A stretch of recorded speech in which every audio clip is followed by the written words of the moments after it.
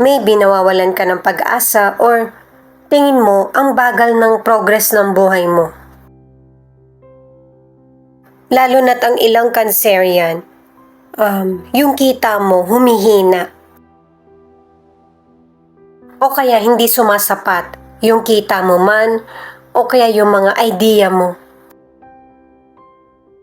Kasi sa mga nakaraang taon, ang daming pagbabago sa buhay mo na nahirapan kang maintindihan or makasabay. At ang advice ay maghinay-hinay at matutunan mong masabayan kung ano yung nangyayari sa iyo ngayon. Marami pa kasing changes or darating na opportunity na makakapagpabago muli ng desisyon mo. Ang ilang Cancerian, hindi naging maganda yung takbo ng career or negosyo. Kasi kung ikaw, wala naman nagbago sa'yo. Gusto mong ituloy yung mga nasimulan mo noon.